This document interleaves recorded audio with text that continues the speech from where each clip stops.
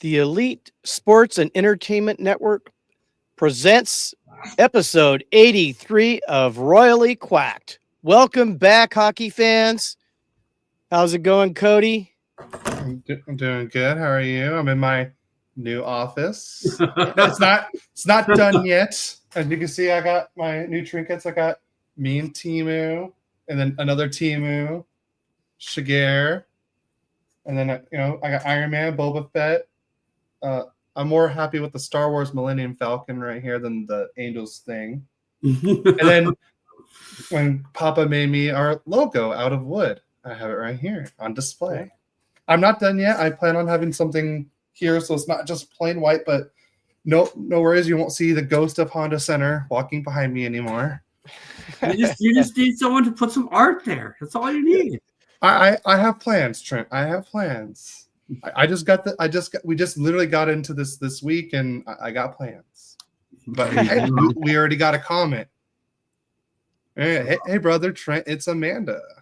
Yeah, it's somebody from my camp. So okay. A lot of people will be tuning in from different. I'm happy about that. Different spectrums of life. So as if you guys know, we have a very special guest here with us today, the 2023-2024 21st Duck, Trent Sullivan. Hello. Like I said, I was at the home opener when you were the 21st Duck. And that was such a great game all around too. Yeah. From the purple carpet event to the game, and then that's how I got that picture with Timu, because literally it was that game. Yeah. And yeah. I think I bought this jersey at that game too. So, and that was like my birthday present to me.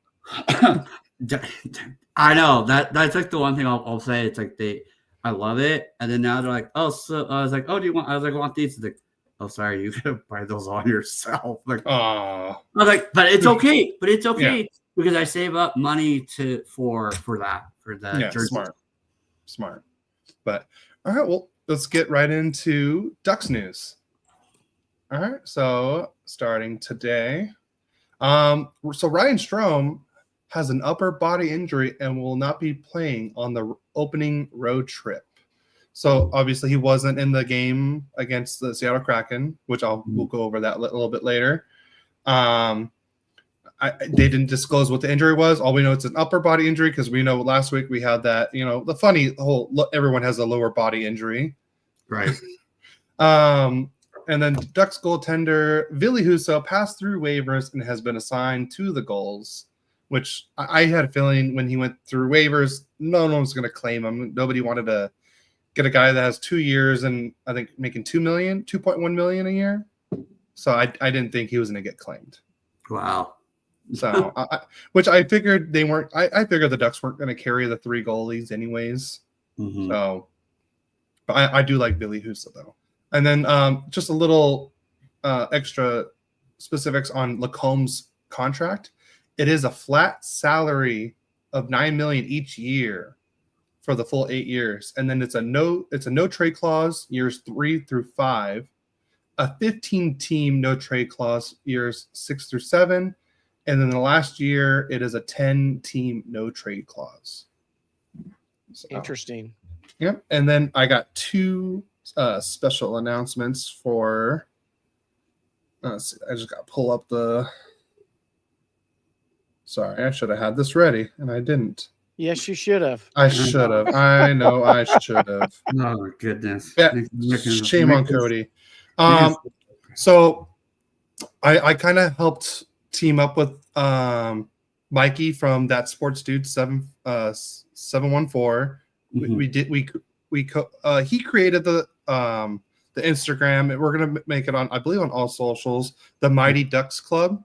So just for all Ducks fans to kind of go there and support the Anaheim Ducks and stuff like that. I helped him with the giveaway post and making it, because I just like doing those things.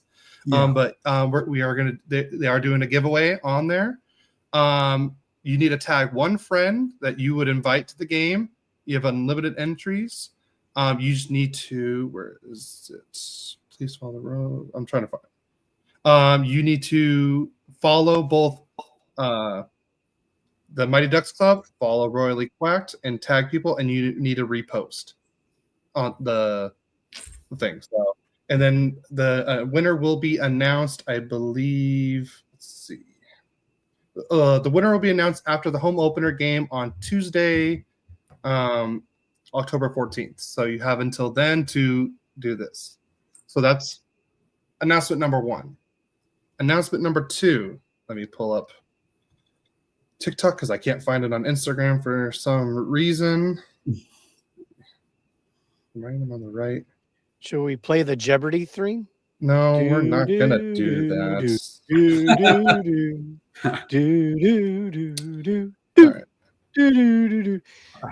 Right. I thought she put. All right, so opening night, there's going to be a meetup at during first intermission at the Ducks game. We're going to meet up by the front entrance, the main entrance, by the team store. And you don't have to be a content creator, just a diehard Ducks fan, just for everyone to kind of meet and know each other and build the community all together. That's the main thing. The person that got this all together, her name is Cameron Adamando. So go check her out on Instagram and TikTok. Everything's on her feed. Like I said, I thought I was thinking about doing it, but I wasn't. I was like, should I? And then she put it out there. I'm like, oh, it's done. Cool. And I'm glad I wasn't the only one that thought about doing something like this. And so because that's where I actually met Trent. Was in that exact same spot. Yeah. During the Sharks game. So I would say that's usually where everyone does the meetups too. I would say that's usually where I'm at as well. Yeah. Even if there's no even when the preseason games, that's where I even was too. It was so weird not to have any of the broadcasts. It's like, wait. I know when I watched it, I was like, there's no setup. I was like, I thought that was weird when I saw that too. So Trent will be there. I will be there. So everyone come say hi. You know, I'm really looking forward to the home opener. You guys have no idea. Oh, it's like the summer. Everyone jokes like everyone has like the summer of depressions. Like summer of depression's over. Hockey season has begun. We do have a comment from your friend Amanda. What day is this? I think that was Tuesday, October 14th, right, Cody? Yeah, it's the Ducks game. Home opener, October 14th. Yep. Yes. Yeah. And not to mention that Captain Chaos was 10 minutes late. Did he miss anything? Yes. You missed everything. You missed everything, Adam. Sorry. Shame. Shame on you. Shame.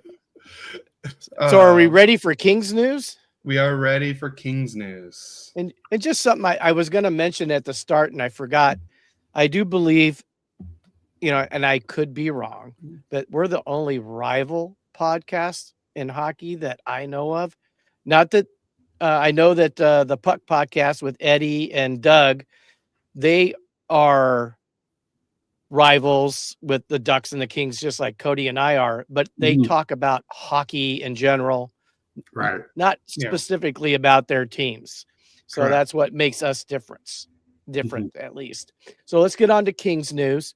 And of course, my first part of the Kings news is Cody poking me in the side about this. The Los Angeles Kings have the oldest team in the NHL with an average age of 29.9. Well, I'm okay with that because I'm probably one of the oldest podcasters out there too. Yeah, you got to make an entrance, Adam. Yes, you always do. That's for sure. Other Kings news: Kings have placed defenseman Kyle Burroughs on the injured reserve. Do you know what the injury is? Nothing. It didn't state it. Full body injury. Yeah. Well, or what he got injured by? Maybe by the puck that went in for that one goal when they played the Ducks. The first goal of the game. Yeah. It went off him. That's true. So his feelings got hurt. Got it. There we go. Yes. So the LA Kings have named Tyler Wright as the director of player personnel, Travis Colhane as assistant video coordinator, and Jonas Hoagland, and Brendan Daly as scouts. They are the latest additions to the hockey operations staff, along with Derek Armstrong, who joined the organization as a scout during the 24-25 season. AEG Sports Chief Operating Officer Kelly Cheeseman has left his position with the Kings, joining the New York Islanders to become the president of business operations and alternate governor. Cheeseman has held this position for the over 13 years, has been with the Kings organizations for nearly 25 years. Thank you for being with the Kings for so long, and good luck in New York. Also news. What, Cody? Oh, Kings Adam? are old. Time to take them out back like old Yeller. Yeah. Good old Captain Chaos. And then Always bringing strife. Frankie the Yankees on. Oh, hey, guys. Hey, how's it going, Frankie? Sorry about the Yankees. At least they made the playoffs, unlike our Angels. Yeah, the Angels never do. To New York. Oh, he's a diehard Yankees fan and Patriots fan. Yeah, he's part of our the network. We're part the of. network that we're part of. Yeah. He's been trying to convince me and my dad to become Yankees fans since we've been here. Yeah, you gotta love Frankie. He is definitely one of the most passionate people about his teams. So sorry, Cody, but no, let's go LA Kings. I like that one. Trent, I already don't like your friend. I know, I'm sorry. Oh, and he's also the co-founder of the network as well. Oh, wow. Yeah. And then Adam, Yankees suck, go Dodgers. So thank you for usually it's me interrupting the Ducks news, but I've been getting a lot of interruption with the Kings news. Obviously, with some of the signings that's going on, Adrian Kempe's camp is reportedly pushing for close to $12 million than the original $10 million per Cam Robinson. Now, here's the interesting thing about that. I'd pay him. The 12? Absolutely. If we pay him 8 times 12, I mean, in 2 or 3 years, that's going to be a bargain. Yeah. I mean, makes you wish they would have signed that 8x10 a lot quicker now, don't you? Well, definitely. Yeah. So, I mean, they're stupid if they don't sign him. Agreed. We'll see what happens with that. Yeah, it's hard to find two-way hockey players like him. Yeah. Oh, we got Kevin. Kevin from last week. Glad to see you guys on the screen again. Welcome to Trent. Hope you guys are having a good episode so far. Thank you. Yeah, he was one of the guests last week. He's also a Kings fan as well. Yeah, great guy. I had Eric last week, and he's the other Ducks fan. So we had to equal it out a little bit last week with the predictions. Yeah. So we'll see how those all turn out. I have a friend that is a Kings fan who lives in Anaheim Hills. I'm like, I don't like you. So what you have to realize, Trent, when I became a Kings fan, there wasn't the only team in California was the LA Kings. Yeah. So, it's hard to go away. I mean, I had the Triple Crown line. I had, Gretzky came, and I'll be honest with it. If Gretzky doesn't come to LA, do we have Anaheim Ducks? Do we have San Jose Sharks? No. Probably not. So, and if it wasn't for Bruce McNall needing money, which he got paid, he actually talked to Disney about putting in for a team, and that he would get paid money because he wasn't he went to jail, so we all know. Yeah, we got more comments. Don't get me wrong, I like the Ducks, but I prefer the Kings. I grew up on the Mighty Ducks movies. No, hey, you could be a Predators fan, a Tampa Bay fan. We welcome everyone. It doesn't have to be just Ducks or Kings. We just love having fun. I just like the fact that we, just randomly had Connie at one of the games one time. And I was like, everyone's like, what? I'm like, yeah, that's how we roll. Sorry. Yeah. I guess we're cool like that. And then Adam loved Trent's episodes on Locked On Ducks. He meant to say hell of a story. Yeah, I know. I saw it. And he's like, oh, hell. Yeah. And then Kevin, I would pay 12. Can't pay 12 too. If we lose him, and with Kobe retiring, I think it wouldn't be crazy to say that blowing it up and starting it over with Q, Laugh, and Clark would be a good idea. You know, Kevin, I totally agree with you, brother. Yeah. That's why it was fun to have you on the podcast last week. You did a fantastic job. Yeah, he did. We appreciated you and all the efforts that went with that. Yep. All right, you want to move on to? Well, let's go on to league news before we go too long, Cody. Yeah. You want? Okay, I'll start. I'll start. Tampa Bay defender J.J. Moser has been suspended 2 games for boarding Panthers forward Jesper Boquist. Yeah, and then also Tampa Bay forward Scott Sabarn has been suspended 4 games for roughing Panthers defenseman Aaron Ekblad. And then I'm just going to add to this last one. The NHL has also fined the Tampa Bay Lightning $100,000 and John Cooper $25,000 for their actions, culminating in the events of the preseason game versus Florida. Did you guys see I think there was not 16 ejections. No, I didn't. It literally like a beer league team bench. Like they're like 5 players on each bench on the Tampa Bay bench and everything. It was something you don't see often in an NHL or preseason or season game. Well, you know, maybe it was Tampa Bay telling the Panthers that we're willing to do anything to upset and take over. That's pretty much exactly what I thought it was. I just wish it wasn't a preseason game. Yeah. That's the only thing. Yeah, we'll move on from that now. So Connor McDavid signed a 2-year, $25 million contract with Edmonton Oilers. And it has an average annual value, obviously, of 12.5 and begins in the 26-27 season. So chalk that up for Cody for getting that one right. Well, what it tells me is he doesn't believe they can be good for a long. He's not going to sign that long term unless they prove to him they can do it. Yeah, and it gives him an out clause to move on to a team that young and up and coming. And I mean, one team young and up and coming is the Ducks. Could you imagine 3 years from now that you got Connor McDavid in the middle of that? I like how you say Ducks and not Kings. Well,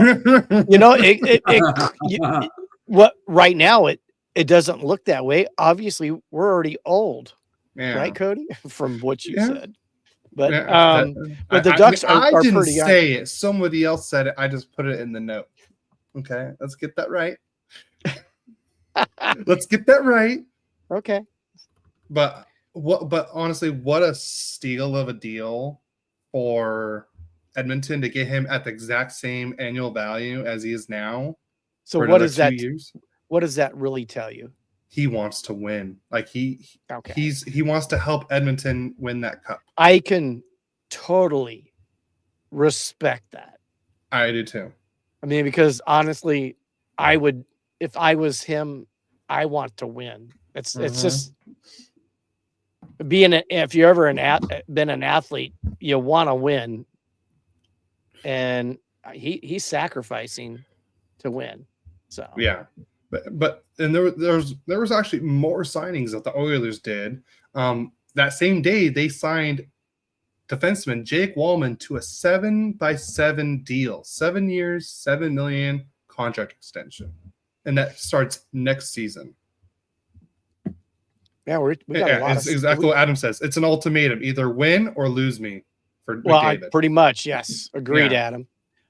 So Jack Eichel's new contract extension with Vegas is for 8 years and $108 million.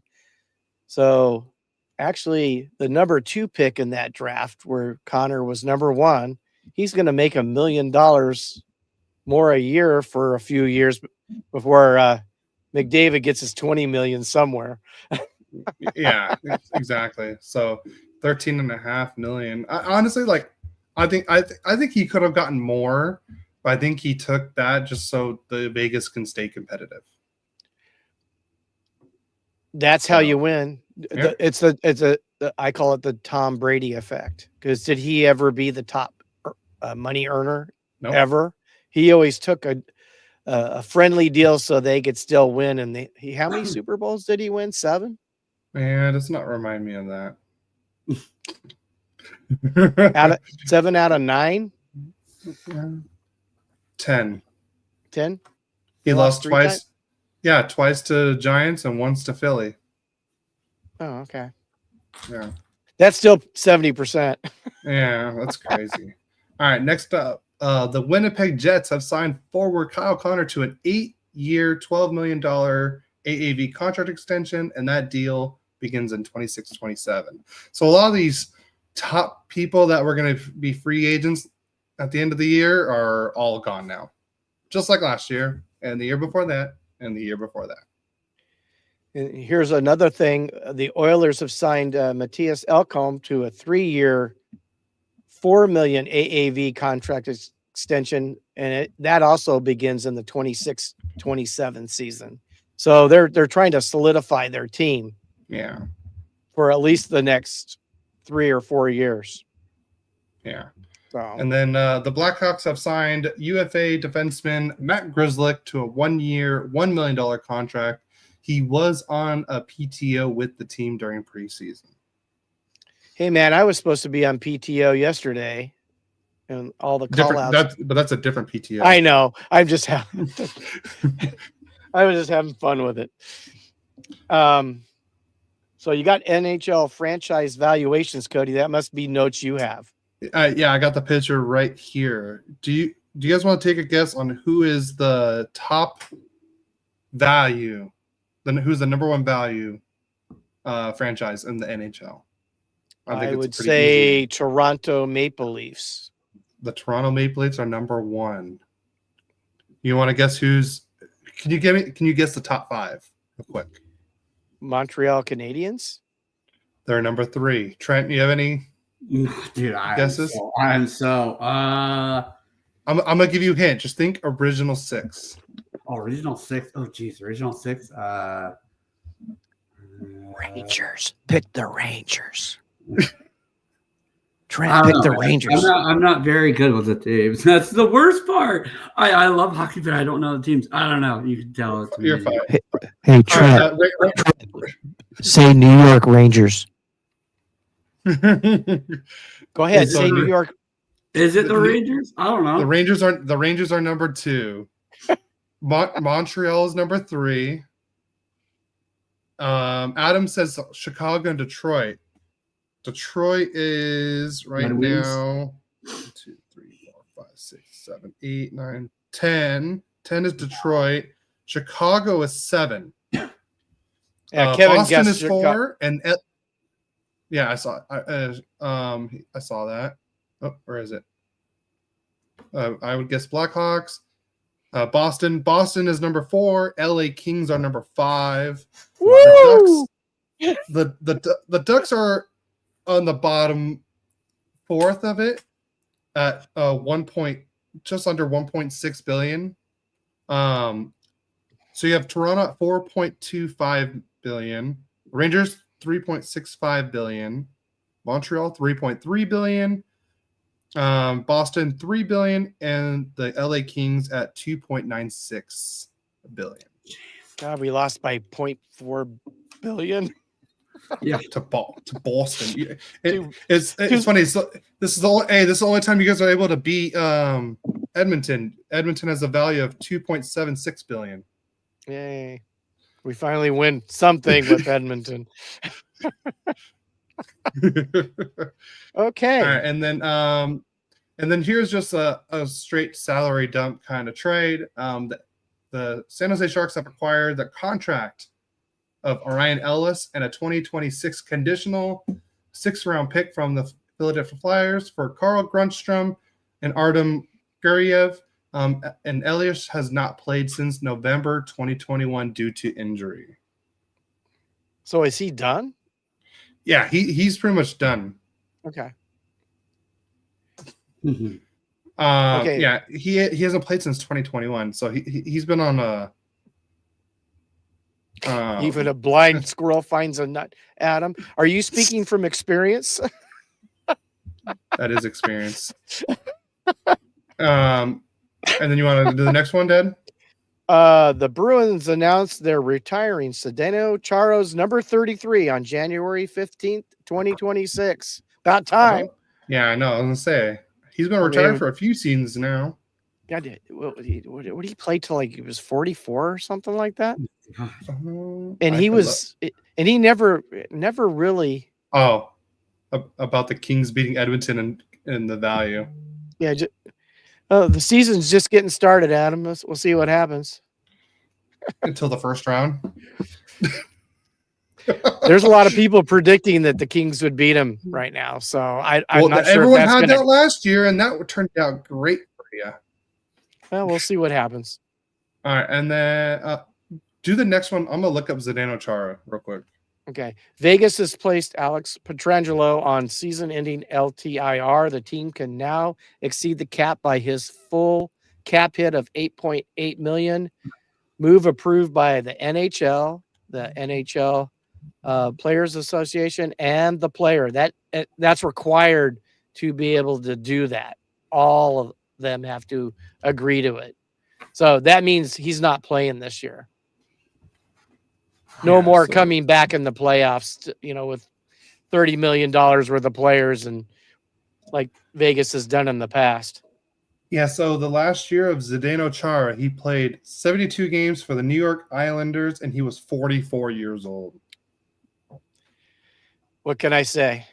And he's still out there running Ironman marathons and all this. That guy is just a freak of nature. It's crazy. Yes, he awesome player. But, yeah, and then be a Hall of Famer probably too. Hall of Famer. I think he's in the Hall of Fame. Did he already get in? Yeah, he's already in. Perfect. Yep, 7-time All-Star. He won the Messi Award. He was the Norris winner, and then he has 1 Stanley Cup. All right, and then next on the league news, Cam Atkinson is going to retire. He will sign a 1-day contract with the Columbus Blue Jackets on October 16th and officially retire as a member of the Blue Jackets. And we have another Oilers signing. Jack Roslovic signs a 1-year, $1.5 million deal with the Oilers. About time someone signed him. The guy who scored 22 goals last year, and he just now signed. And he was like a great player in Carolina too. And then last up for the league news is Jonathan Drouin has been suspended for 1 game for cross-checking Penguins' Connor Dewar. All right, let's move on to game recap. Game recaps. All right, I'm gonna just. Do you want to do yours? At least one of yours, real quick, Dan. Yeah, well, let's. I'll give you a little break with my 1 game. Well, I only got two. Oh, okay. So you do one, I'll do one, and then you do your last one.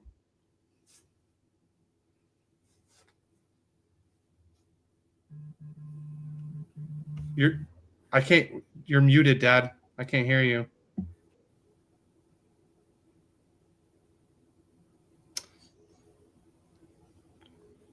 See, Trent, this is why we can't have nice things. I know. I'll see you there. Well, hold on. He's mute. You're muted. You muted yourself on the studio. I'm just waiting. Oh, there he is. There. I knew the comment was coming. I knew I was just waiting for it. I was looking at the comments like, "Where's Adam?" Yeah, that's all right. There you are. Hey. I didn't touch anything.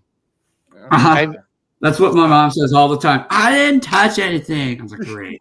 Oh, and as soon as you muted and we were waiting, I waited for the comments. I'm like, Adam's gonna say something. Well, that's okay. The captain of chaos. Oh, yeah. That's. I still remember at the that one hole where you were getting heckled and the shot went way over to the right. Did you ever find the ball, Adam? Did you hear what I said to him? What? I said a stormtrooper can shoot better than you. Oh my God, that's a pretty bad one. Oh, and it's funny because he's like, "Yep." All right, Dad, so opening night. Let's get to opening night. Kings against the Colorado Avalanche, and first period, it was competitive. Nothing happened, and then the Kings just, unfortunately, that's what they did. 3 goals in the second by Colorado. Kings got some kind of easy goal there and to help out just a little bit. And let's go through the scoring real quick. Martin Necas scored the first goal at the 48 second mark of the second period. Assists from McKinnon and Lehkonen. Then Sam Malinsky scored unassisted to make it 2-0.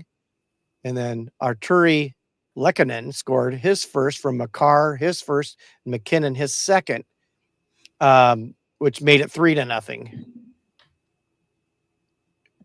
Then, of course, in the third period, Necas scored on the power play. Makar got his second assist. Nelson his first, made it 4-0. But Fiala scored at the 15:06 mark on the power play from Kempe and Kopitar to make it a 4-1 game. Let's just go see how the shots were. Kings outshot them 25-23. They beat them in the faceoff circle 55-45. Now, the part of the Kings' problem is they were penalty killing 6 different times, but they only gave up 1 goal, and the Kings were 1 for 4 on the power play. Other than that, I'm sure the 3 stars of the game got to be all Avalanche. Necas was the first star with 2 goals. McKinnon was the second star with 2 assists. And Lehkonen was the third star with a goal and an assist. And I'd like to forget about this game, and we can move on to that first Ducks game. I want to forget about these helmets first. Ooh. So, I hate as all you guys see, the Kings, they actually warmed up in their normal home jerseys, and then when they came back out, they came out with their new third jerseys, and this is what they came out with. I don't mind, the jersey. I hate the helmet. I do not like the helmet. Yeah, those are weird. Yeah. It's just a less shiny chrome dome. Yeah. Kevin, am I crazy for loving the helmet? You're crazy, buddy. You're crazy. Hey, I mean, everyone has preferences. I mean, I thought it looked nice at first, and then when they started playing, I was like, oh my God, like the helmets match a little too close to me.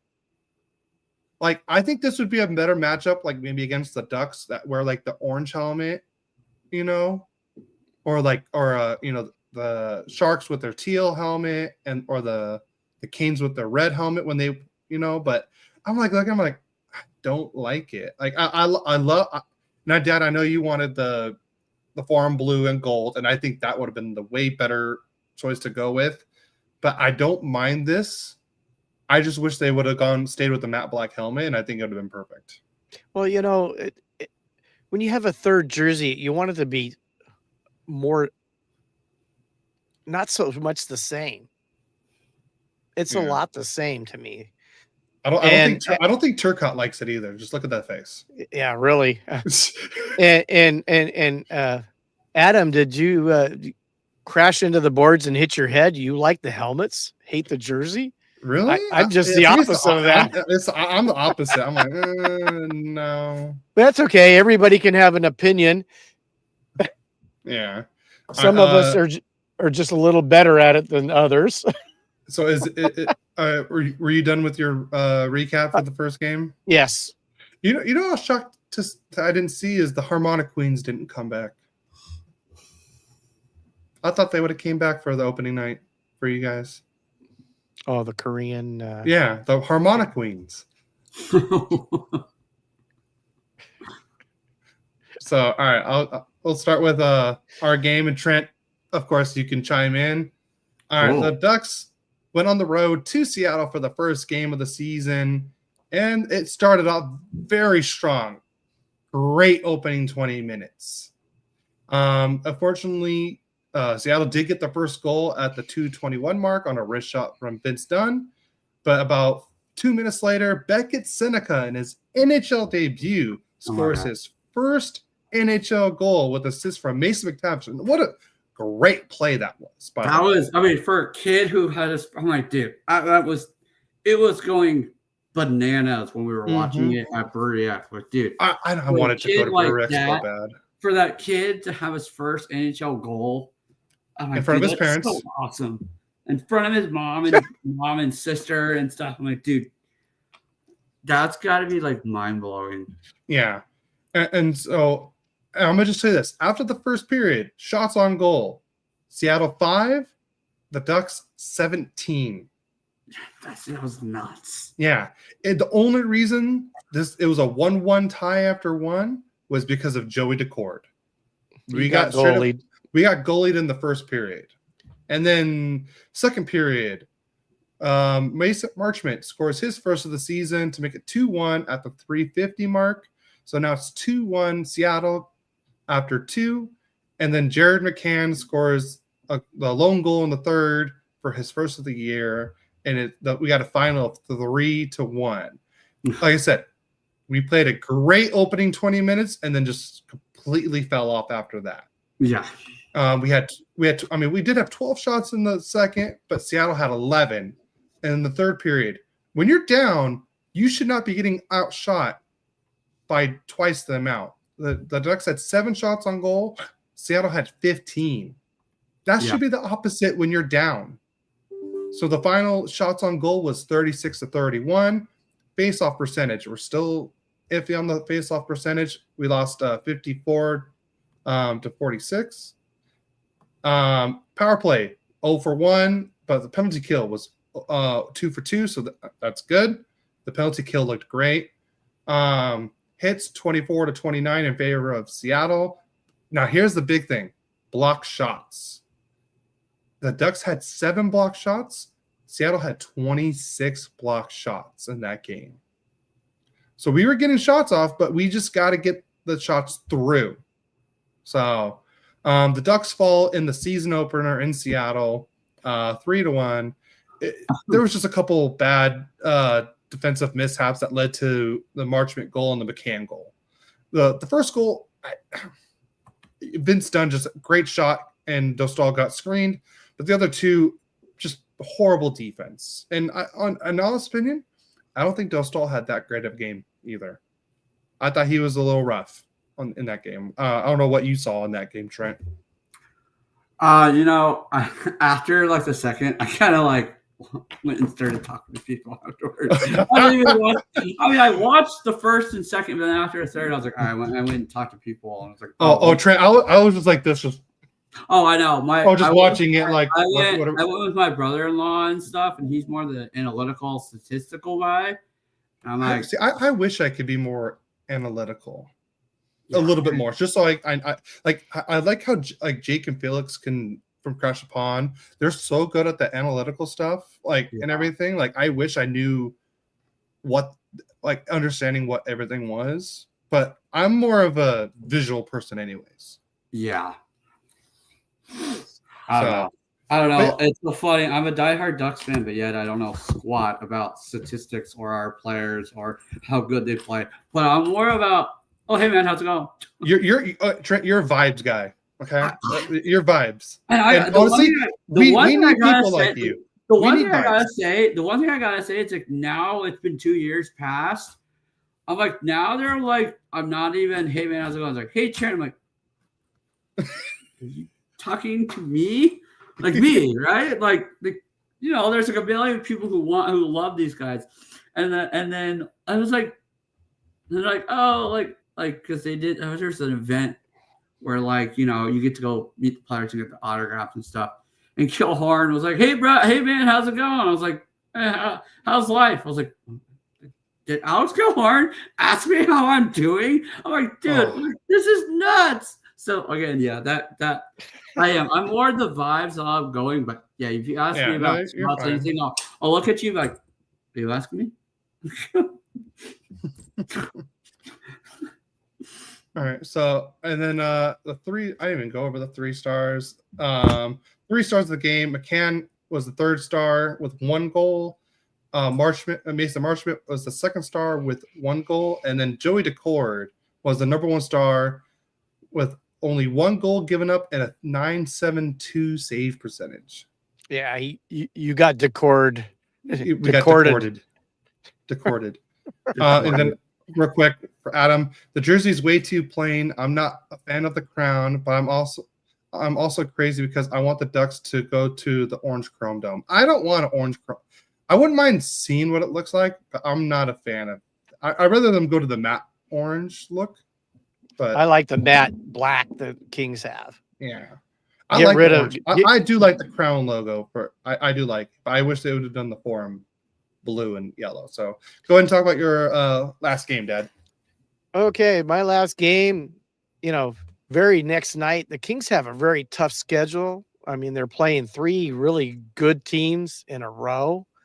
And they're in Vegas on Wednesday night. And it starts off really well. Just a little bit of a recap, and I'll get into the details. And Byfield and Kuzmenko each have a goal and assist for LA. Eichel earns his $13.5 million new contract by getting 4 points. And Doroveyev gets a hat trick. And I tell you, that guy's a stud. He had 35 goals last year. Who has him in our fantasy league? I don't know. What's funny is in fantasy, not necessarily is a guy scoring 35 goals as important unless they do everything well. But he scores on the power play, so that helps. So let's go quick over and go to the scoring. In the first period, Andrei Kuzmenko gets his first on the power play. Take your pause real quick because you're like cutting in and out. Yeah. Okay. All right. Go. Because you were starting to sound like a robot there for the last 30 seconds. Yeah.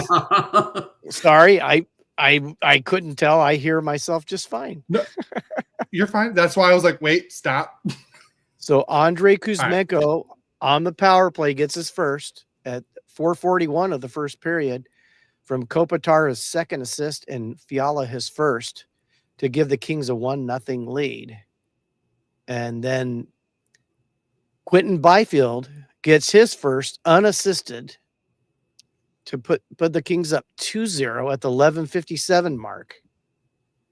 So it's 2-0 Kings. And that's when Vegas gets in. Doroveyev scores his first unassisted to make it 2-1, just 2 minutes into the second period. So it's now 2-1. Then finally, Jeff Malott gets his first from Joel Armia, his first, and Turcotte, his first. What I like about this is we've got multiple lines producing goals here. So this is looking good. We're up 3-1. But Doroveyev scores again on the power play with about a little over 2 minutes left in the second period to make it 3-2 from Stone his first and Eichel his first. And he scores his third just 2 minutes later. Stone gets his second, Eichel gets his second. So now it's 3-3. And that's how the second period ends. Kings started off really good. They were up 3-1. Now it's 3-3. Third period starts. The new $13.5 million man scores his first at 5 minutes into the third period from Marner, his first, and Barbashev his first, to put Vegas up 4-3. Now, Kings were up 3-1. Now it's 4-3 Vegas. Then Barbashev gets his first from Eichel, his third, and Marner his second at the 8-minute mark to put Vegas up 5-3. So we were up 3-1 and gave up 4 straight goals. Now, this is where it gets, I thought, weird. You're up 5-3, and shorthanded, Trevor Moore gets his first at the 11:39 mark from Deneau his first and Doughty his first to put the Kings just down by 1, 5-4. And then Brant Clark gets his first at the 14-minute mark from Byfield his first and Kuzmenko his first. And now we have a tie game. We go to overtime. A lot of exciting things happen in overtime, but nobody scores. So let's go to the shootout. So who starts out the shootout for the Kings? But, hopefully the new $12 million man. Let's hope they sign him. He gets a goal. And then the new $13.5 million man, Eichel, goes first for Vegas. And Forsberg makes the save. Then coming up second is Trevor Moore, who gets the goal. So the Kings are up 2-0. Then, of course, who scores 3 goals, he scores also in the shootout. Doroveyev scores again to make it 2-1. So it's now 2-1. Fiala shoots and there's a save. And now if they can stop Marner, and Forsberg stops Marner on the shootout, and the Kings win the game 2-1. Let's go to the 3 stars of the game. And obviously the third star, with the game-winning shootout goal and a shorthanded goal in the game, was Trevor Moore. Second star, which to me, I would have had him be my first star, with a goal and 3 assists, Jack Eichel. And the number 1 star for the game is Doroveyev with 3 goals. And I just think he's a stud goal scorer, and I only see him getting better. And I wish he wasn't on Vegas. So, and that ends the week for the Kings and games. So now, now do we want to go to predictions? Let's go to predictions. All right, so Trent. All right, we got these games coming up. So we got tonight against the San Jose Sharks in San Jose. What's your prediction for tonight? I think we'll do well, but I don't know. I've always thought that we played good against the Sharks. Obviously, when I go to the state, when I go and watch, sometimes we win, sometimes we're not. I don't know. I just think for you, sometimes it just all depends how they do, overall. I don't know. Yeah. That's just my opinion. Yeah. You have a prediction for tonight? Like who's going to win and what's the score? Go bold, Trent. Pick a score. I think you're going to do better than Cody. I'm betting on it. Well, I don't know. Let's see. We played against the Sharks. We've either lost to the Sharks or won against the Sharks. So, say it's a possible, say 5-3. I don't know. 5-3. Who wins? Either us or the Sharks. No, you got to pick one. Come on, Trey. Come on. It's hard. It's hard. I don't ever do this before. You're good. Yeah, you'll probably go 3-0. You'll probably be better than all of us.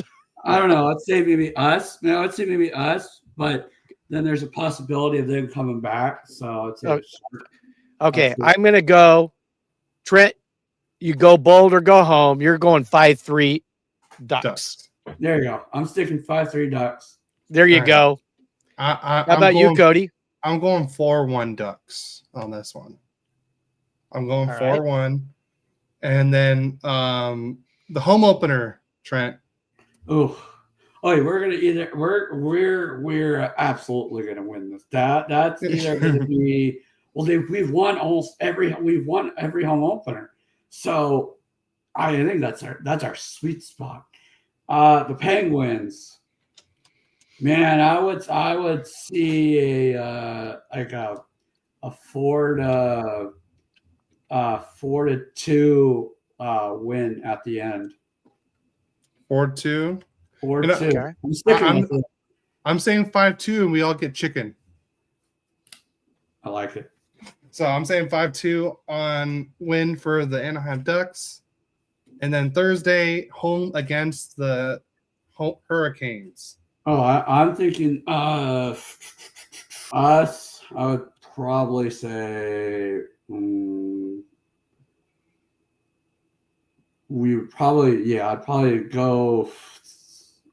I'd go 3-3. It can't end in a tie. No, sorry. 3-2. 3-2. Us losing by a point. Okay, So you got 2-3. The Ducks lose to the Canes. Okay, I have us losing 4-3. So right. I have us losing that game as well. I like what the Hurricanes did this offseason. I think they're a stronger team. So I think we're pretty close.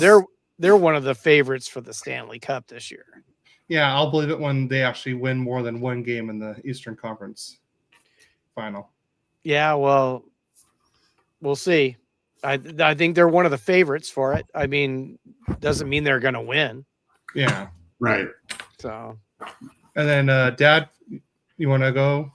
Well, I did predict the Jets-Kings game last week, but it's just probably going now. I have not looked at the score, so I don't even know what's going on. I picked 3-2. I'll stick with that. Kings beat them 3-2 in Winnipeg. Then they're at the Wild. I picked the Kings winning 4-2. And then at home on the 16th against the Penguins, I got the Kings winning. I'm going with a sweep 4-3. And they never beat the Penguins. I don't care how good or bad the Penguins are. The Kings never beat them. So I'm going for finally a victory against those Penguins. Those little funny birds, man. They just seem to score goals against us. Yeah. All right, they're nice and fluffy, but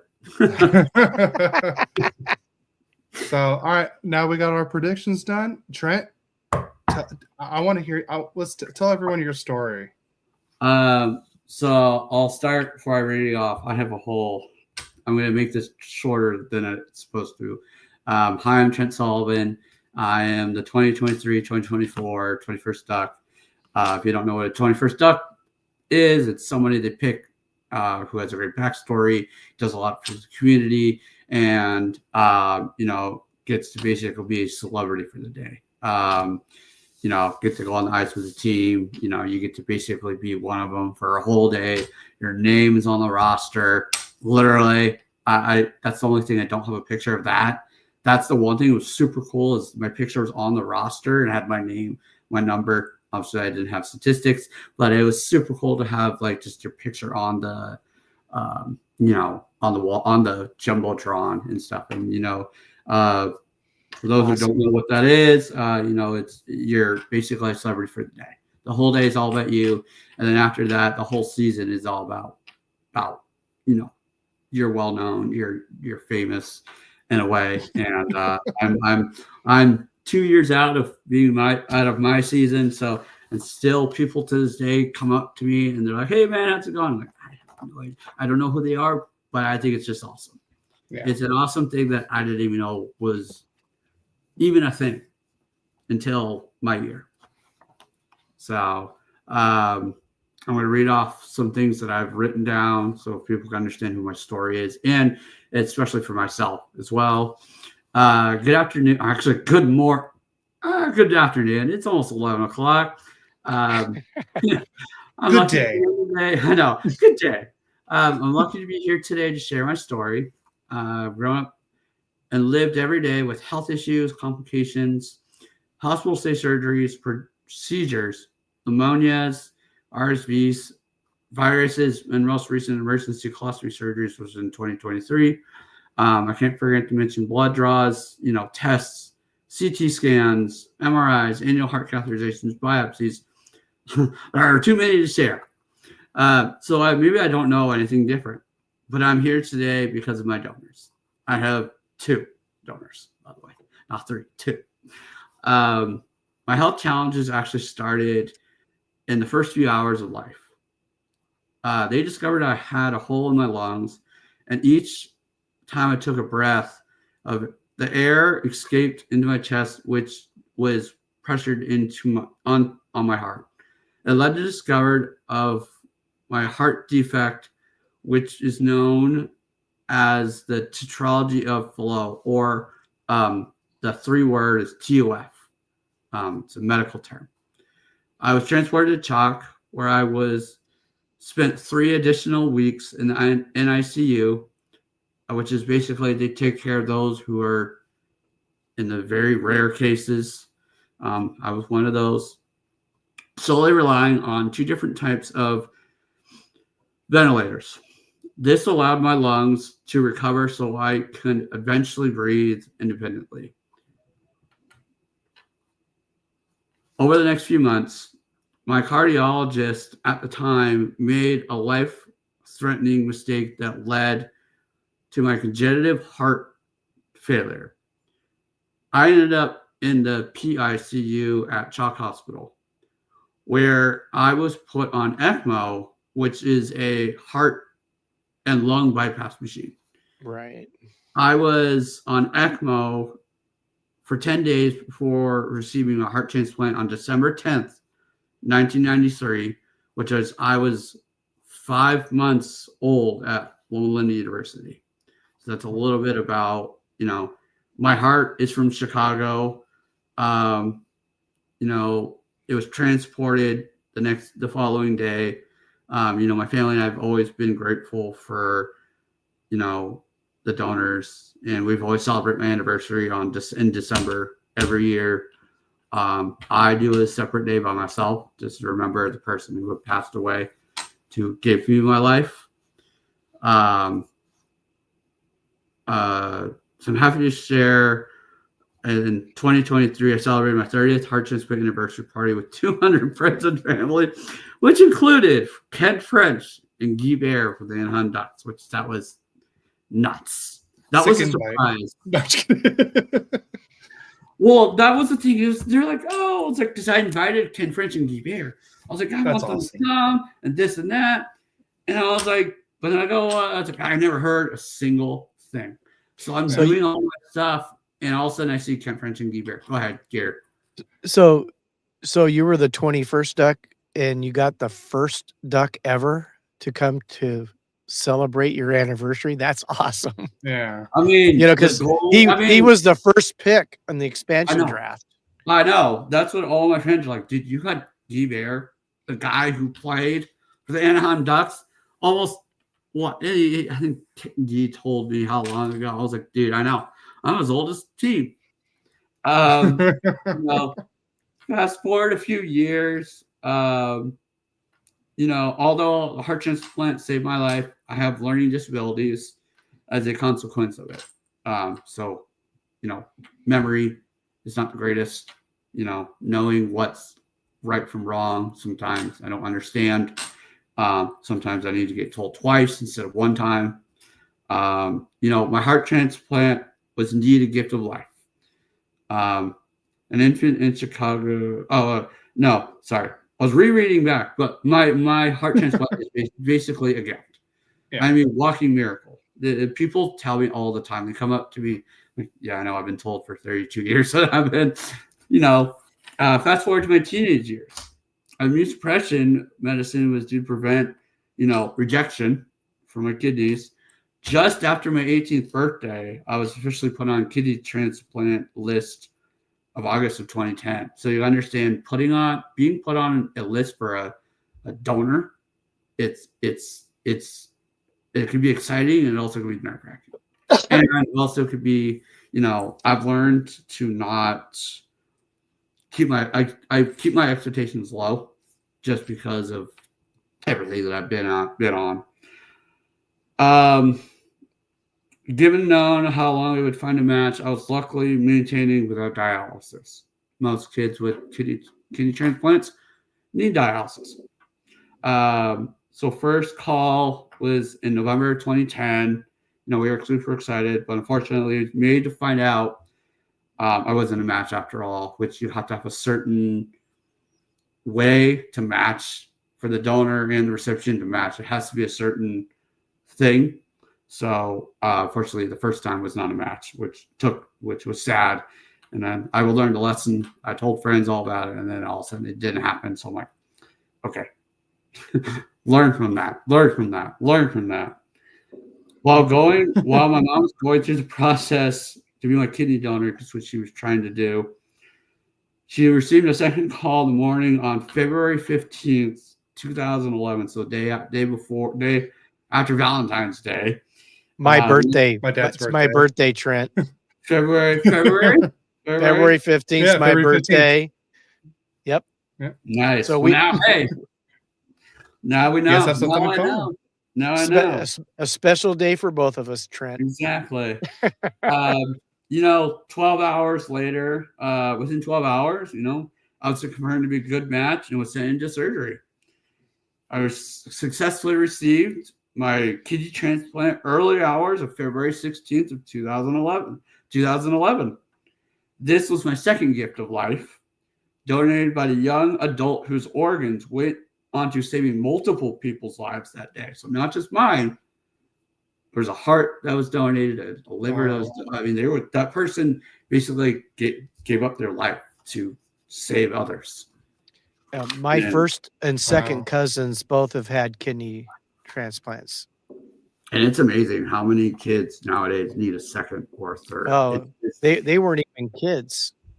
They were adults when it happened. And my first cousin just had it about two or 3 years ago. Mm-hmm. And she was in her 70s mm-hmm. when she got the kidney transplant. In fact, my second cousin named his kidney Kevin. And he's still dealing with some other issues. Yeah. So, just like I'm going to promise Kevin to put you in my prayers. Trent, put you in my prayers along with them, because you're dealing with stuff with these transplants. Yeah. A lot of people don't understand it. It did save your life, but you still have things you have to get done. Yeah. I have to be precautionary still to this Very day. much so. Yes. I'm 30-some years old. I get sick super easy. It does not take me long. It's 0 from 50, and I'm like, I'm gone. And I'm like shaking, cold. I get pneumonias a lot, as I've said before. Pneumonia is number one thing that I get a whole bunch. So go into COVID, and then after that, kidney transplant in 2011, which has been, 14 years ago. 14 years ago. It'll be 15 in 2026. Yeah. It's crazy. Amen. I know. That happened for you, brother. Thank you. Yeah, no, I do not take life for granted after all the stuff I've been through. Like I think of things so much differently now that I've had the heart transplant, the kidney transplant, and then I end up needing a pacemaker, during COVID. And there was COVID. My family's always been precautionary. My siblings and I would come home, we would clean right away. And it's funniest thing, when COVID happened, everyone lived my life. And that's what the funniest part. I'm like, oh, so I get to sit back and let you all see what it's like to be me. See, I never thought of it like that until you just said that and everything. Because I hated wearing the mask. I did wear the mask because, like I said, I wanted to be safe. I wanted to put others around me safe and everything. But I could not stand wearing those masks. Yeah.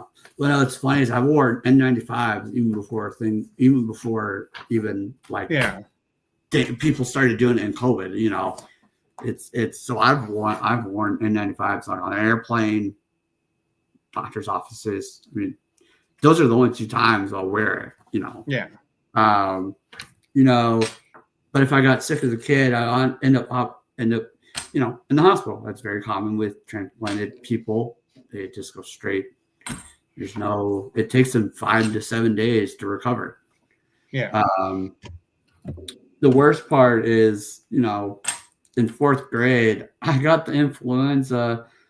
In 4th grade, influenza that year was terrible, and my doctors didn't allow me to go to school, so I was homeschooled for 5 months. So it was, like I said, when things come around, we don't mess around whatsoever. We also, all those funny things, like the distancing, the masks, the washing. Like, it's funny because I did it for 30 years. And then when COVID happened, I'm like, oh, so you get to feel what it's like to be me and how I have to live this life. Not that it was a bad thing, but it's just now they're seeing what it's like to be me. And people came up to me and I'm like, they're like, now I get it. Now I understand why you're this XYZ ABC. We always kept our friends and families the same throughout COVID. We all learned to live with me being immune compromised, which that's a word, for the last 32 years. So yeah, COVID was scary, but I needed to live and enjoy life. I had to. I couldn't just sit in a yeah. What's that movie that Jake Gyllenhaal does, The Bubble Boy? Or something. Oh, yeah. Yeah. I've never seen it, but I know what you're talking about. I'm like, I can't do that. I can't be Bubble Boy. I can't be protected all the time. So, yeah. In August of 21, I tested positive for COVID. From a pre-op for another surgery. And unknowingly, I didn't even know I wasn't even exposed. So I had sinus surgery and developed bleeding in my nose about almost 10 days later. I went into the ER for the nosebleeds to stop and tested positive for COVID. I'm like, how in the world do I get tested for COVID? I'm the most precautionary kid of all time, and yet I, out of all people, get COVID. My friends were livid that I got COVID. They're like, what? But, but it was the funniest thing is, I'll say this. COVID hits different people in different ways. It does. I got COVID. I was completely fine. And that's what's so interesting. I was asymptomatic the whole time. But I was being monitored and they saw pauses in my heartbeat.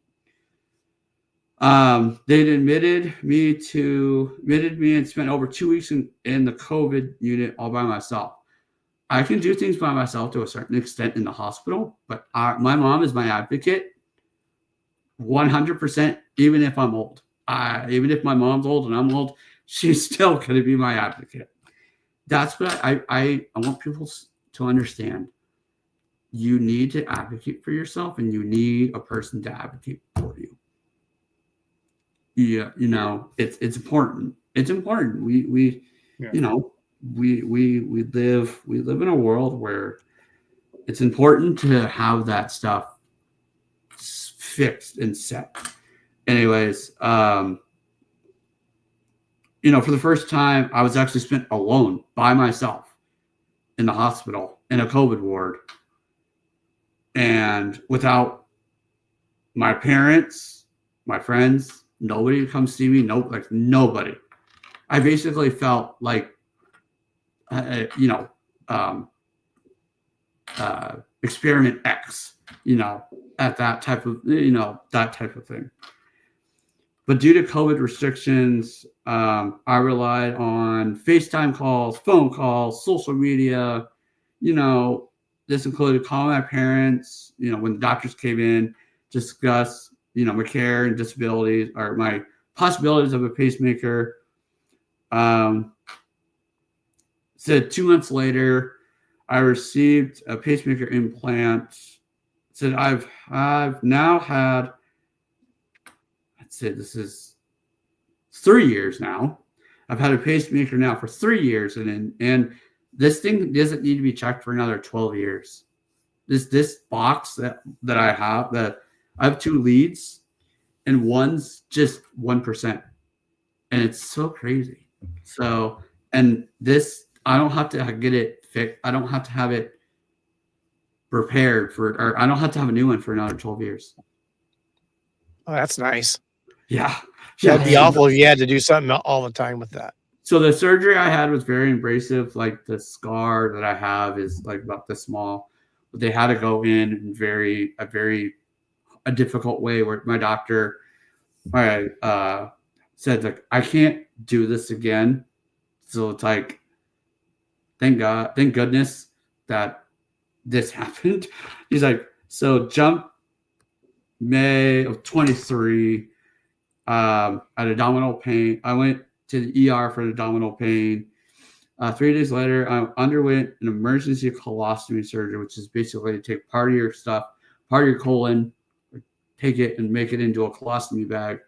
If those don't know what a colostomy bag is, which is basically all the foods and stuff go into this bag and you have to dump it out and stuff, and people live with it. So this information it's very interesting to learn. I didn't know what a colostomy bag is. I didn't even know what a colostomy surgery even was. It gave me quite a scare, and so I coded blue. So it took me another 24 hours to come off the ventilator and be able to breathe on my own. Something went wrong. Things went wrong. An anesthesiologist that gave me the wrong type of meds that I was definitely allergic to, and basically one of them is I completely shut down, and she didn't listen to my mom. My mom's one of those that will tell you are doing things wrong. And so March of 2024, I had the colostomy reversal, which I recovered in an ICU, and then I actually got to go home. I got to go home and sleep in my bed and not sleep in the hospital bed and stuff. Collectively, I was, along with a colon surgeon, heart transplant, kidney transplant, pulmonary, infection disease, all ensured that I remained stable as possible. 2 weeks after that surgery, they talked about, having, a way of possible, discuss the risk and benefit of completing a colostomy reversals, which is putting it back. So that was said and done. I just shared a clip, note version of my medical history over my lifetime. I've faced a lot of challenges that could have knocked me down. And don't get me wrong, I've had bad days. We all have bad days. We all have our bad days. Do not get me wrong. Every single one of us have bad days. However, I found a way to move forward using my strength, perseverance, and reliance. However, I focus on the simple things of life. My favorite things are, now people are going to really get to know who I am. Starbucks, chocolate milk. It's a customized one pump. Okay, let me reframe this. I do not drink coffee. I do not drink coffee. I do not drink any of the Frappuccino stuff. I drink a specialized one pump kids cold chocolate milk with easy ice and whipped cream, with 1 pump of mocha, 2 pumps of peppermint, depending on the season, or pumpkin spice that now everyone's so uppy about, or not doing it at all. my God, I love Starbucks, but I don't go to that extent.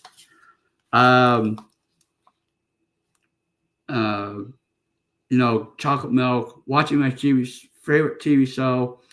For those who know or have seen my socials, I'm a diehard Office fan. Diehard. I mean, Amen. live, breathe, and if it's not hockey, I live, breathe, Dunder Mifflin. I live and breathe Dunder Mifflin. I swear to dude, I've probably watched it over 100 times, maybe more. It's to the point where I know the lines. I know it's so. I love Legos. Legos was one of my favorite things. Is like when I was in the hospital, and Ducks games. Amen.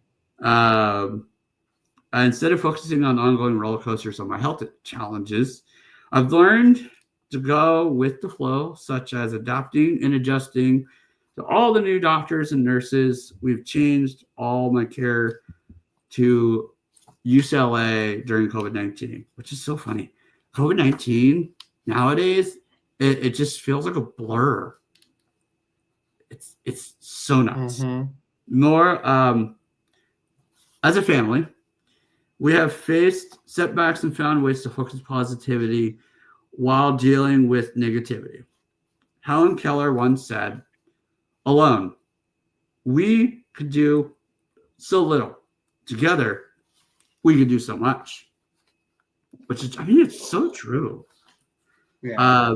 So 2023 marked the 30th anniversary of my heart transplant anniversary party and the 30th anniversary of our Anaheim Ducks. So during that past summer, as a complete surprise, my sister, Trent Sullivan, is my sister. She's my hero. She always has been. And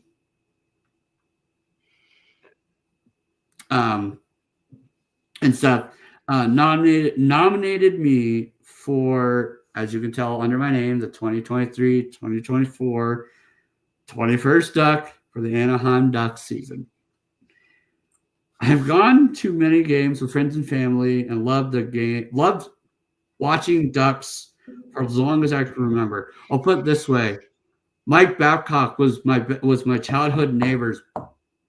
My buddy I've known for over 20 years. Mike Babcock was his neighbor. Wow. Yeah. Wow.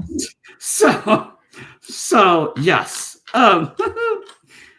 So in October, my dad lied and said we had been given a suite to take to the entire family and a couple of friends to the preseason games against the Coyotes. While enjoying the game, Timo Solani, dude, I love the dude. He's so cool.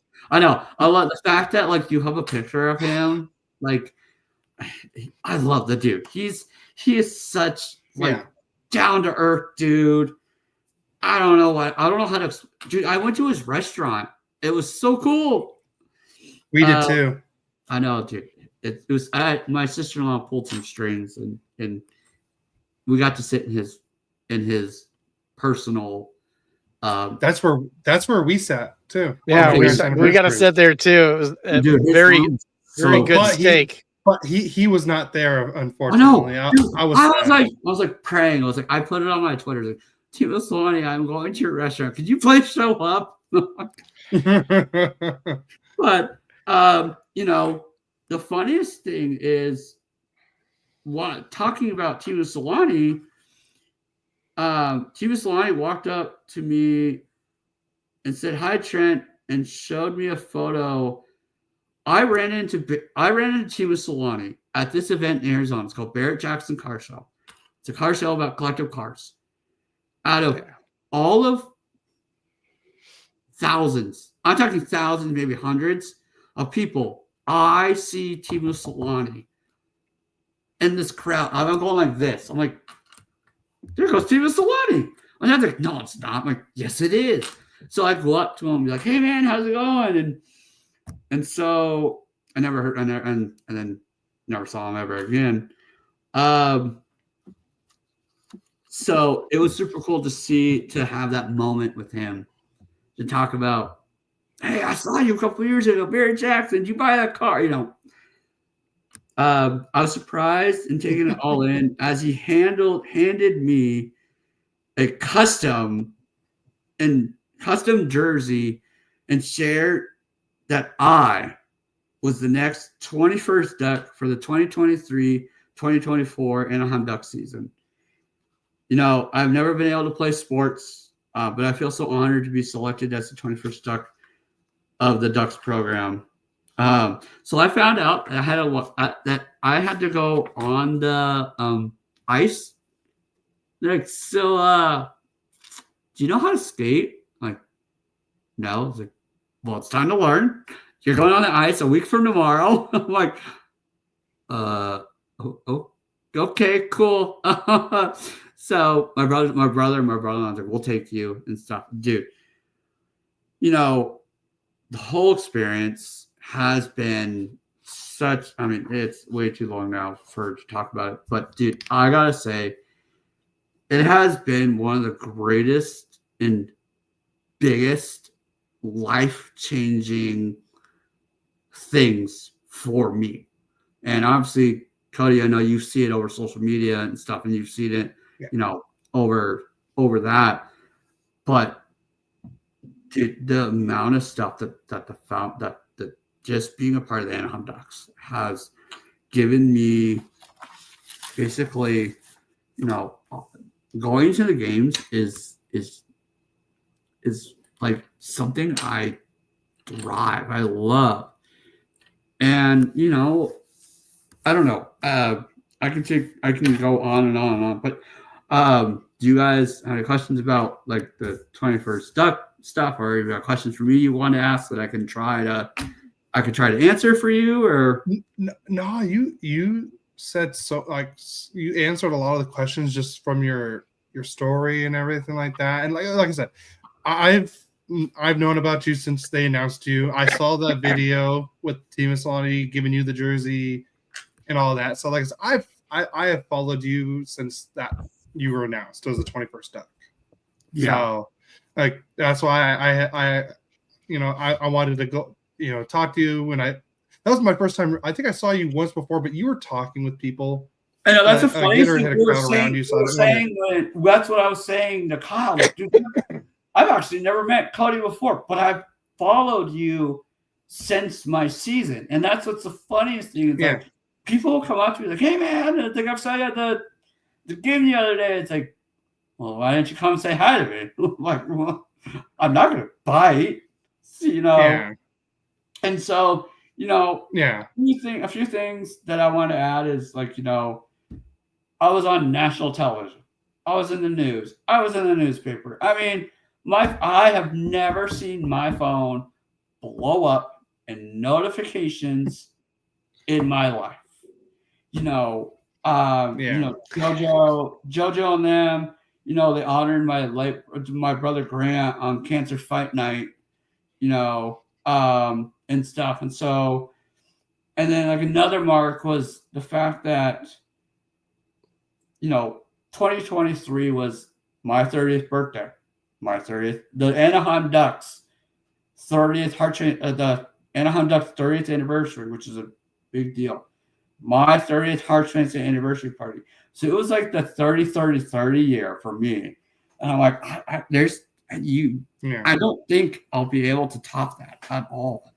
There's nothing that I can think of in my life that tops being the 21st Duck, being announced the 21st Duck.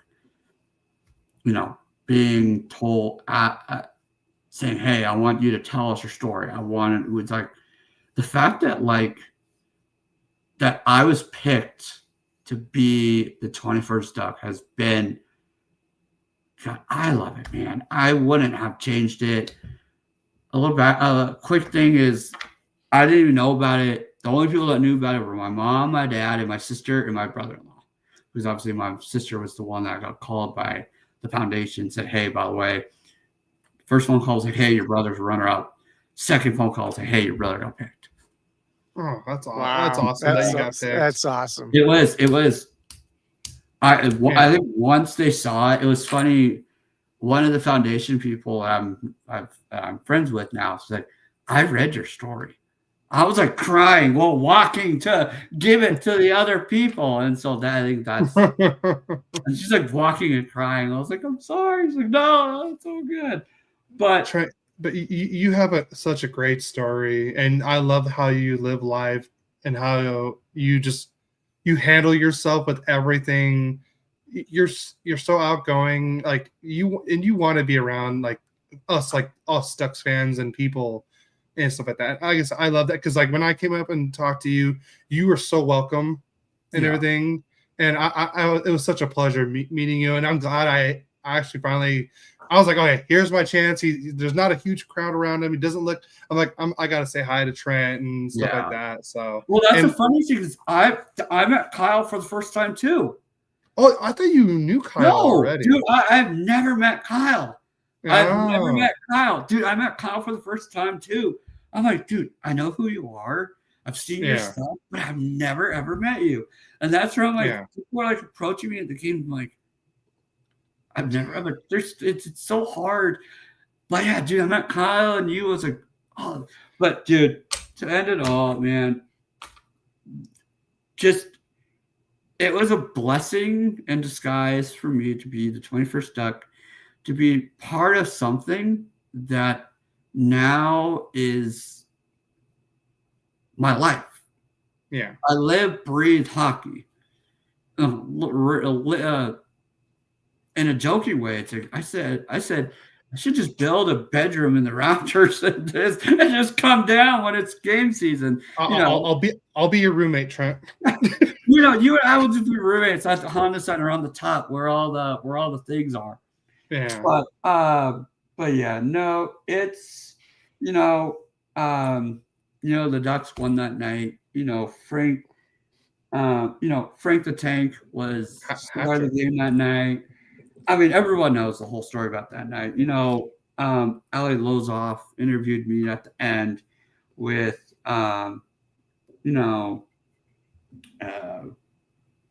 it was Frank the Tank. So Frank the Tank and I got to be interviewed at the same time. And dude, to be interviewed by Kent French, Guy Bear, the whole broadcasting. I was like, dude, is this what it feels like to be an actual like movie star? So it's. Well, I just don't know how to explain it. You are definitely you are definitely a star in the Ducks community. I can tell you that for now. Yeah, the one thing I gotta say is they have said to this day, I am the most active 21st Duck they've ever had. Yeah. Ever. Obviously, they come and go, they come to the game, but like when it was my year, and like I heard from the foundation one day, they're like, do you understand? We never see these 21st Ducks. Like ever. We see them from time to time when life happens. But you're the most active 21st Duck we've ever had. And like Ken French and Guy Bear were saying the same exact same thing. They're like, we can't get rid of you. I'm like, joking. But it just, I love it. I just don't know how to explain it. But hockey now has been and will forever be a part of my life. Yeah. Well, we definitely understand that. It's part of our lives too in a different way. And the neat thing about that, Trent, is you weren't just 23, 24, you'll be forever a 21st Duck. Yeah. So, and that's such a honor and a privilege. Yeah. And when Cody asked if you could be on the podcast, what was my answer? Yes. Of course. He said, of course. I said, of course. Absolutely. Yeah. No, I go, so I love sharing my story. I'm not scared of it. It's who I am. It's part of me. Yeah. It's got to be a part of me until the day I die. I mean, realistically, my life dream for me is to be the world's longest well, I'm still young, but I'm short. World's longest, my original heart. I still have I've not had any secondary. I want to be the world's longest heart transplant recipient with his original with the first heart transplanted heart. That's if I can get in the Guinness World Records of being the longest heart transplant recipient with having one heart transplant, that will just make my life. Well, we certainly hope you well, reach that goal. No, I yeah. Go ahead, buddy. But before we get out of here, Trent, do you want to plug anything before we get out of here? No, I just want to say, life's too short. We got to enjoy the small things. I'm a prime example of it all. Take it one day at a time. Don't enjoy the small things. Enjoy life. Go out, have fun. We can wallow in the past, but we also got to get up and move on. And yes, it hurts, but at the same time, we gotta like, all right, I can do this. I want people to live by example, not lead by example. Like, oh, Trent, he does this. It's like, yeah, maybe I want to try to be like him, but don't literally be like me, but have your attitude, right? Have that attitude to live and enjoy life no matter what. Yeah. I totally get that, Trent. And I totally respect that. And that's where nowadays it's step out every single day. Yeah. One day you can wake up and be like, oh, I don't feel good. Okay, well, the next day you can be fine. So, and that's where, another thing is it's a long time. It'll be a long time because due to a lot of memory issues. I am wanting to be an author, and I want to share my story. And so I'm writing a book that is called, I will tell you exactly what it is called. I'll send you guys a picture of it, and you guys can always share it on your socials. Perfect. Well, while you're doing that, I'm gonna do our little outro because I'm on a little timetable. Right ahead. Everyone, please go follow us at Royally Quacked on all social media. Comment on the videos, comment on it. We want to hear from you guys. Subscribe to us on YouTube. Follow us on Twitch. Like I said, let's get the likes going, please, especially for our main guy here, Trent, and everything. And guys, go follow him. Go follow Trent on social media too. Like I said, if you're at the Ducks game, say hi. Come on to me, say hi. Go say hi. So come on to me, say hi. Yeah. So long story short, this is a dream that I'm working on, and this will come out one day. Perfect. Awesome. I can't wait, Trent. Thank you. Thank you both for having me. I appreciate you letting me come and talk about my life and talk about my story. Obviously, there's probably a lot more I missed just due to, memory issues and how it was told. But the way I told it was exactly how I live, how life has happened.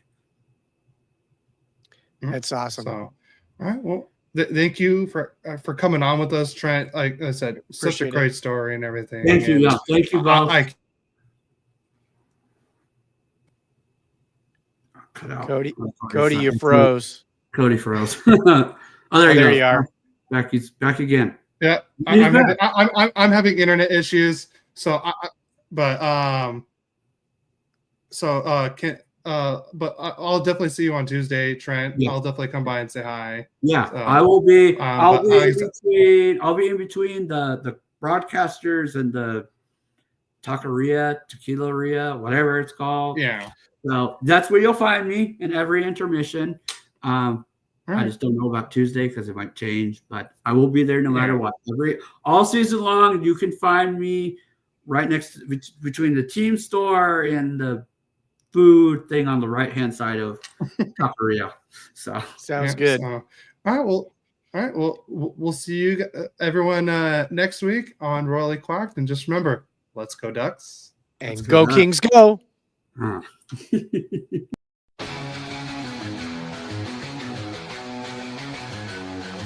A father and son, a bond so strong, talking hockey all day long. Royally Quacked, their podcast show, sharing stories, highs and lows. From